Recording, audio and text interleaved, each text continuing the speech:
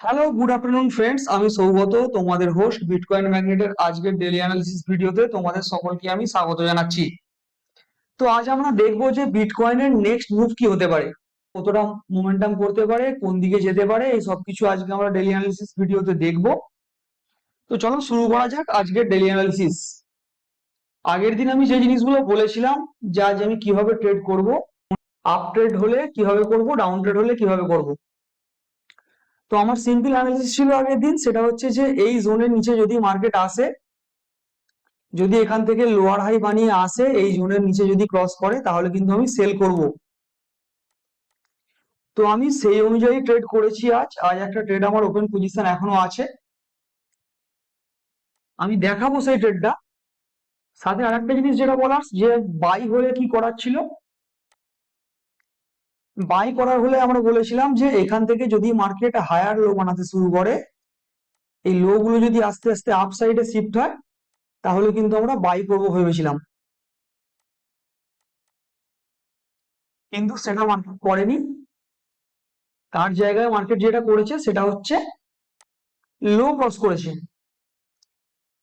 ৬২,৯০০, ৬৩,০০০-এর লো cross করেছে। এই জায়গা থেকে আমি সেল করেছি। তো চলো একবার তোমাদের পজিশনটা খুলে দেখাই যে কি করেছি, কোথা থেকে ট্রেড করেছি। তার জন্য আমাদের প্রথমেই চলে আসতে হবে আমাদের ডেল্টা এক্সচেঞ্জের টার্মিনালে। যে ডেল্টা এক্সচেঞ্জে আমার একটা ট্রেড যেটা চলছে সেটা হচ্ছে ৬৩,৩৩৫ আমি ট্রেডটা নিয়েছি, একটু আগেই নিয়েছি। ৬৩,৩৩৫ আমার ট্রেডটা নেওয়া আছে। ৬৩,৩৩৫ থেকে আমার টার্গেট আছে হচ্ছে ২০০০ পয়েন্ট। ২০০০ পয়েন্ট আমার ইনিশিয়াল এসএল ছিল হচ্ছে ২০০ পয়েন্ট, সেটা ৬৩,৫৩৫ পর্যন্ত। 200 পয়েন্টের এসএল, যেটা আমি আগের দিন বলেছিলাম, আমি সেইভাবেই ট্রেড করেছি। 200 পয়েন্টের এসএল এর সাথে ২০০০ পয়েন্টের টার্গেটের জন্য। অলরেডি এই ট্রেডটা আমার 1:8 হয়ে গেছে, কিন্তু আমি 1:3 তে ট্রেল করে রেখেছি, কারণ আমার টার্গেট আছে 1:10। আমার টার্গেট আছে ৬১,৩৩৫। 1:10 আমার টার্গেট, যে কারণে আমি এখানে ট্রেল করে রেখেছি ৬২,৭৩৫-এ 1:3 এর কাছে। $6 রিস্ক নিয়ে ট্রেড করেছি, কারণ আগের দিন আমি একটা জিনিস বলেছিলাম, সেটা হচ্ছে মানি ম্যানেজমেন্ট।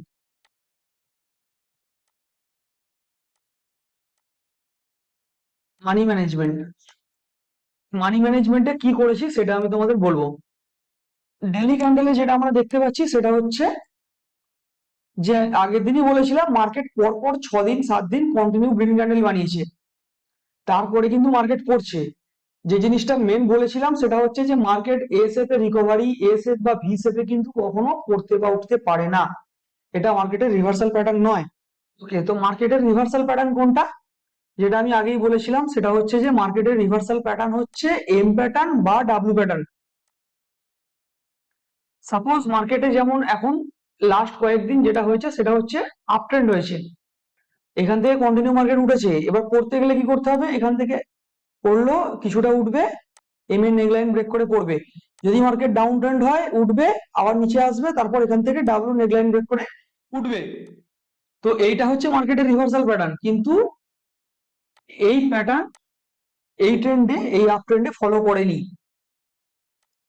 সেই কারণে আমি কিন্তু কম কোয়ান্টিটি নিয়েছি। যেটা বলছিলাম যে মানি ম্যানেজমেন্টের মেন বিষয় সেটা হচ্ছে, যদি এখান থেকে উঠতো, এখানে একদিন দুদিন হল্ট করে এখান থেকে কন্টিনিউ করতো, এখান থেকে ডাউন আসতো, তাহলে কিন্তু আমি ফুল সাইজ কোয়ান্টিটি নিতাম।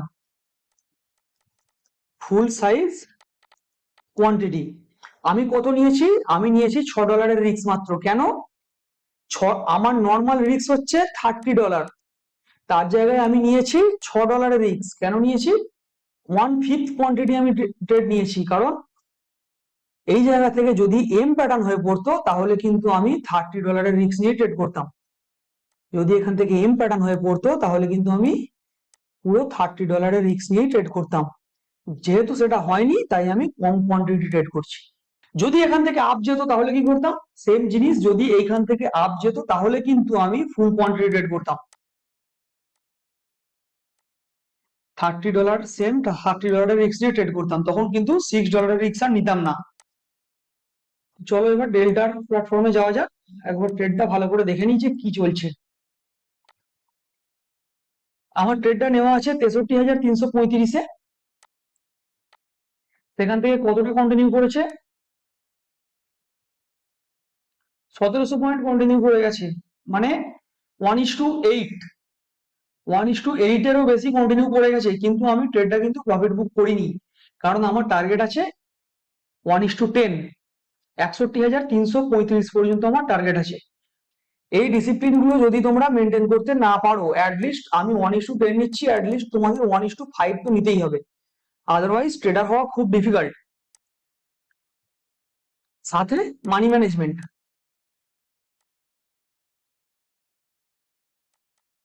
এই দুটো জিনিস মেনটেন করতে হবে। তোমরা দেখতেই পাচ্ছ যে ট্রেডটা কন্টিনিউ করছে, আশা করি নিচে চলে আসবে। যদি না আসে তাহলে কোনো প্রবলেম নেই, যদি এখান থেকে ঘুরেও যায় তাহলে কোনো প্রবলেম নেই, ট্রেলিং এসএল লাগবে। তো চলো এবার কালকে ট্রেডের অ্যানালিসিসটা করে নেওয়া যাক যে কাল কি হতে পারে।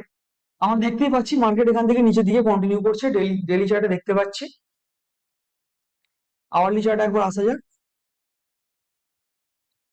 আওয়ারলি চার্টে যেটা দেখতে পাচ্ছি সেটা হচ্ছে যে মার্কেট এই জায়গা থেকে বড় বাইং এসছে, এই জায়গা থেকে মার্কেট বড় বাইং এসছে, আর এই লেভেলটা বেশ কয়েকবার টেস্ট করেছে। যদি এখান থেকে ভাঙে তাহলে মার্কেট নিচে আসবে, কতটা আসতে পারে?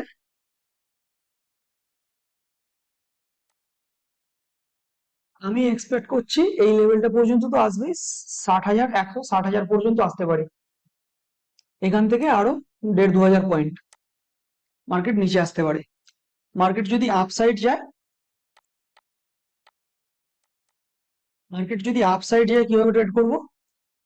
সেম যেটা আগের দিন অ্যানালিসিস ছিল, এই জায়গায় এখান থেকে যদি মার্কেট হায়ার লো বানাতে শুরু করে, তারপর আমরা আপসাইডে ট্রেড করব।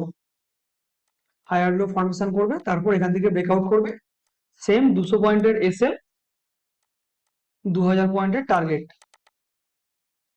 সাথে থাকবে রিস্ক রিওয়ার্ড রেশিও অ্যাটলিস্ট 1:5, আর মানি ম্যানেজমেন্ট। তো চলো আজকের মতো অ্যানালিসিস এতটাই, আবার দেখা হবে কাল নেক্সট একটা ডেইলি অ্যানালিসিস ভিডিওতে। Thank you.